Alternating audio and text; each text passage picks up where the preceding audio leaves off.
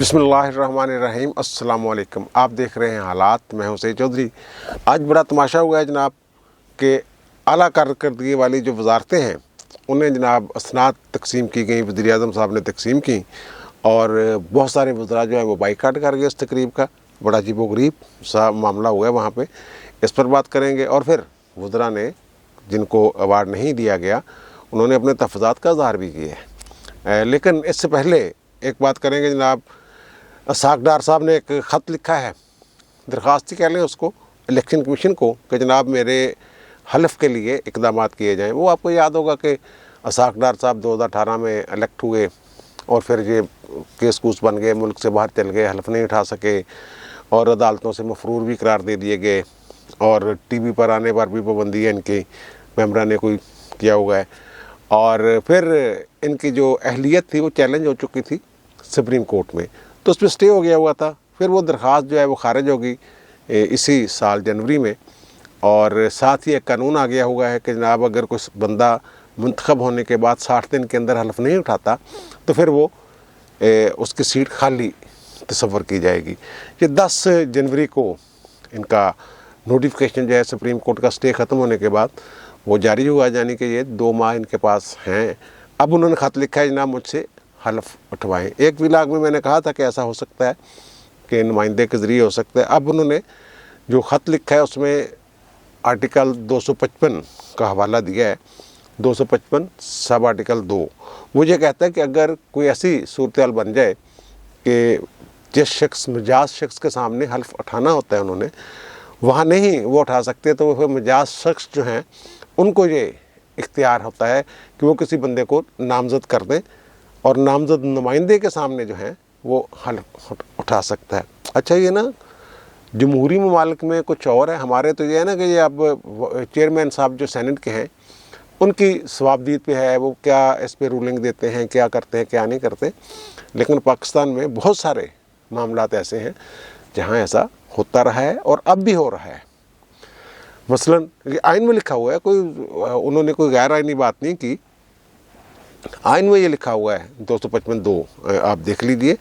अच्छा, अगर नागज़ीर हालात हो तो वो हो सकता है ऐसे। अब उन्होंने कहा जनाब या तो मुझसे वो ले ले ऑनलाइन वर्चुअल, ठीक है ना, और या फिर कोई नुमाइंदा मंतखब को वहाँ भिजवा दें जो मेरा हल्फ उठवा ले। सहारा वो हाई कमीशन का किसी भी बंदे को नामज़द कर सकते हैं। इसकी एक बड़ी मिसाल जो है ना वो 2007 में जब मुशर्रफ ने एक PCO जारी किया था, आपको याद होगा, और रातों रात वो बड़ा एक मच गया था अफरा तफरी। तो लाहौर में तो गवर्नर साहब जो थे उन्होंने लाहौर हाई कोर्ट के जजों से हल्फ ले लिया था, लेकिन जस्टिस कह रहा हूँ, खालिद रांझा साहब जो हैं उन्हें, जो सेनेटर थे और वफाकी वज़ीर भी रहे हैं, सूबाई वज़ीर भी रहे हैं ला के, तो उन्हें नामज़द किया गया था बतौर नुमाइंदा। वो मुल्तान में जाके उन्होंने जो जजेस थे वहाँ मुल्तान में तैनात, क्योंकि ये एक शब खून था और शब खून में ज़ाहिर है फिर वो अफरा तफरी वो नहीं पहुँच सकते थे लाहौर जिनसे हल्फ लेना था PCO के तहत। तो खालिद रांझा साहब को वहाँ भेजा गया था हल्फ लेने के लिए और उन्होंने हल्फ जो है वो उठाया था। और इसी तरह आइन का आर्टिकल 203 और उसका सब आर्टिकल 7 है जो ये कहता है सदर या उनका मुंतखब या नामज़द करदा नुमाइंदा जो है वो हल्फ उठाएगा। ये वफाकी शरीफ अदालत के जजेस और वो उन्होंने उठाना होता है सदर के सामने, लेकर वो वहाँ उठाते हैं। ये ऐसा मुख्तलिफ पूरी दुनिया में हो जाता है।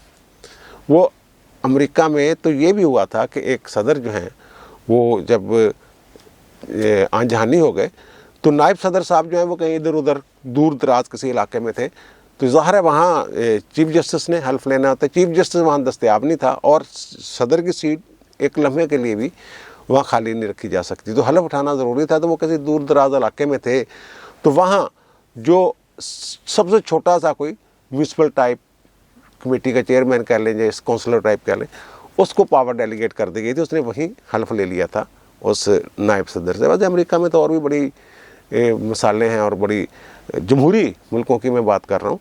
तो हमारे तो यहाँ वो जमहूरियत को उस तरह देखा ही नहीं जाता ना, यहाँ तो पसंद नापसंद। अब ये जो चेयरमैन साहब हैं सेनेट के उनकी मर्ज़ी पे है ये क्या करेंगे क्या नहीं करेंगे, बल्कि वो जो अमेरिका में ऐसे صدر بھی رہے ہیں جو کبھی منتخب ہی نہیں ہوئے تھے. وہاں قانون کے تحت صدر اور وائس پریزیڈنٹ دونوں کا الیکشن ہوتا ہے, منتخب ہو جاتے ہیں. اور اگر صدر ریزائن کر جائے یا فوت ہو جائے تو پھر نائب صدر صدر کا عہدہ سنبھالتا ہے. لیکن اگر نائب صدر کسی وجہ سے اپنی ذمہ داریاں ریزائن کر جائے یا فوت ہو جائے یا کوئی اور مسئلہ بن جائے تو پھر ان کی جگہ کون ہوگا؟ صدر کو یہ اختیار ہے وہاں کہ وہ اپنا نائب صدر نامزد کر دیں, بس وہ نائب صدر ہو گیا. اچھا, اگر نائب صدر وہ بن گیا اور صدر صاحب ریزائن کر گئے کسی وجہ سے یا کچھ ہو گیا یا مر گئے تو پھر وہ نائب صدر جو ہے وہ صدر بن سکتا ہے. یہ ایک مثال موجود ہے, وہ جو جی فورڈ تھے نا ان کی مثال موجود ہے. نائب صدر جو تھے وہ انتقال کر گئے, ان کی جگہ فورڈ صاحب کو لگا دی گئی. یہ میں نام آگے پیچھے ہو سکتا ہو, گوگل کر لیجئے گا.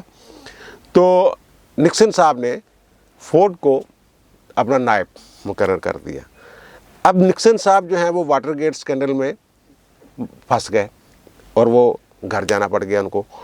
اور جب وہ گھر گئے ہیں تو ریزائن کر گئے یعنی نا, تو فورڈ صاحب جو ہیں وہ صدر ہو گئے. یعنی وہ واحد آپ کہہ لیں ایسے صدر ہیں جو نہ نائب صدر منتخب ہوئے نہ صدر.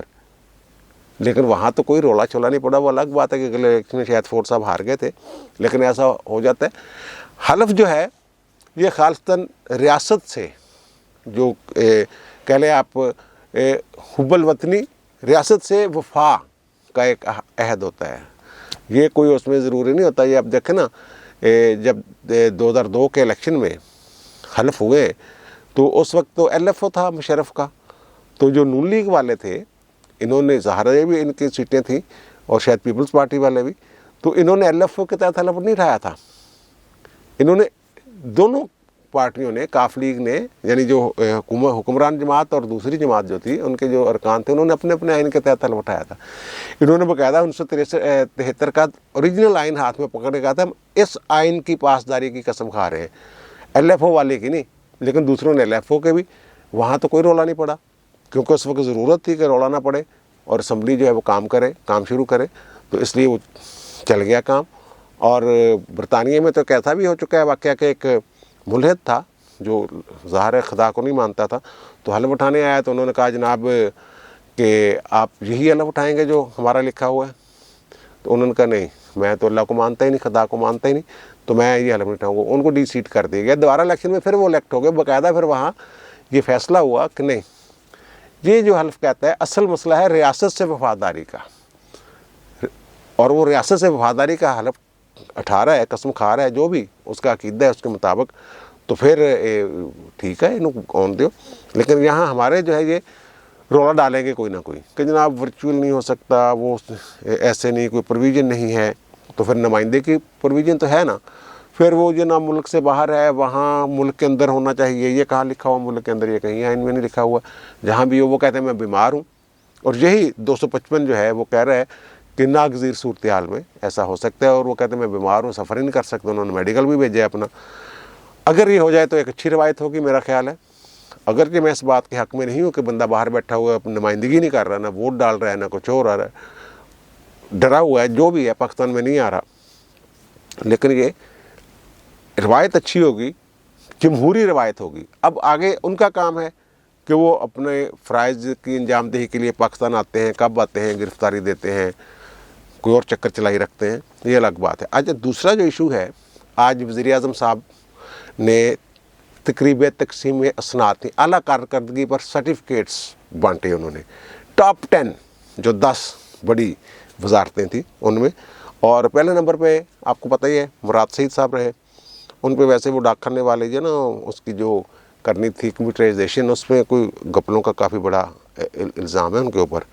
اور پھر اسد عمر صاحب, شفقت محمود صاحب, شیخ رشید صاحب نے دیتا 9واں نمبر, ٹاپ 10 میں انہیں رکھا ہے شامل. اور شاہ محمود قریشی صاحب جو ہیں لسٹ میں 11ویں نمبر پہ, اور پرویز خٹک صاحب ہیں 13ویں نمبر پہ. یہ جناب اس پہ تحفظات کا اظہار وزراء نے کیا ہے. اب دیکھیں یہ شاہ محمود, یہ مجھے تو لگتا ہے, اب کیا کہیں کہ میں نے تو وہ دیکھا نہیں ان کا طریقہ کار کیا ہے. اور فواد چودھری صاحب نے ہی بتایا ہے کہ جناب جو پروجیکٹس ہے وہ ظاہر ہے آپ کو یاد ہوگا کہ سائن کیے تھے، معاہدہ کیا تھا انہوں نے اپنے وزیروں کے ساتھ، عمران خان صاحب نے، اسی کے نتیجے میں یہ وہ بتاتے ہیں جناب یہ پروجیکٹس ہیں، اور ان پروجیکٹس پر عمل درآمد کے حوالے سے وہ جو منصوبے زیادہ اپنے ان کو آگے لے کے چلتے ہیں ان کو وہ دیتے ہیں۔ وہ کہتے ہیں میں کچھ منصوبوں میں رد و بدل کیا ہے، فواد چودھری صاحب کہتے ہیں، لیکن انشاءاللہ اگلی دفعہ میں کروں گا، کچھ ملے گا۔ 10 جنہوں نے وزارتوں میں ایک طرح سے یہ انہوں نے اپنے دل کے پھپھولے یہ پھوڑے ہیں۔ اور علی محمد خان صاحب تو ویسے ہی ڈائریکٹ ہی ہو گئے، وہ آج انہوں نے پارلیمنٹ میں جو قائمہ کمیٹیاں پر عمل درآمد والی قائمہ کمیٹی ہے اس میں انہوں نے کہا کہ جناب میں تے آگے تھے دس رہنا علی محمد خان صاحب کہندے نے، اور لیکن جو آتے ہی نہیں کمیٹیوں میں جواب ہی نہیں دیتے، ایوارڈ ان کو مل جاتے ہیں۔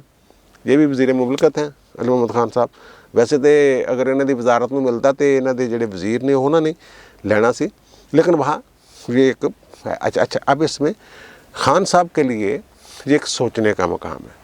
خان صاحب سمجھتے ہیں کہ میری بڑی کرشماتی شخصیت ہے، مجھ میں بڑی اٹریکشن ہے۔ میں یہ بار بار کہتا ہوں لوگوں کے اپنے مفادات ہوتے ہیں، وہ چھوڑتے وقت وہ محبتیں شبتیں وفائیں شفائیں یہاں کام نہیں آتی ہیں۔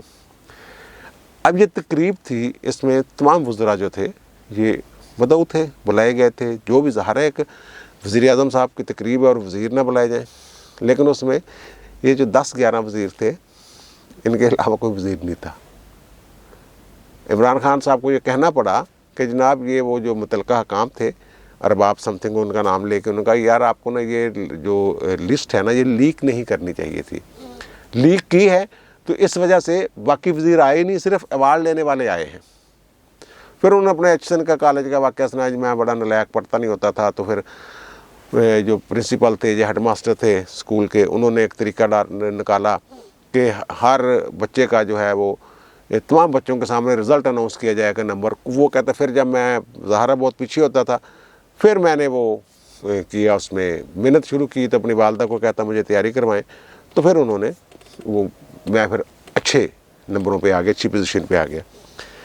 اب خان صاحب یہ بات جو ہے نا یہ آپ اس کو سمجھنے کی کوشش کریں کہ اگر صرف اس وجہ سے وہ لوگ نہیں آتے آپ کی تقریب میں، ایک طرح سے بائیکاٹ کر دیتے ہیں کہ ان کا کارکردگی میں نام، یا تو ایک وجہ ہو سکتی ہے کہ ان کے تحفظات ہوں یہ جو بنایا گیا۔ اب دیکھیں نا اگر 9ویں نمبر پہ شیخ رشید صاحب کو رکھا ہوا ہے آپ نے، اور شیخ رشید صاحب کے بعد 11ویں نمبر پہ شاہ محمود قریشی صاحب ہیں جو پوری دنیا میں ہم تنہائی کا شکار ہیں، اور فواد چودھری صاحب جو آپ کی وجہ سے آپ کی جماعت کی ترجمانی کرتے ہوئے اور آپ کی حکومت کی ترجمانی کرتے ہوئے روزانہ گالیاں کھاتے ہیں عوام سے، وہ 15ویں نمبر پر ہیں۔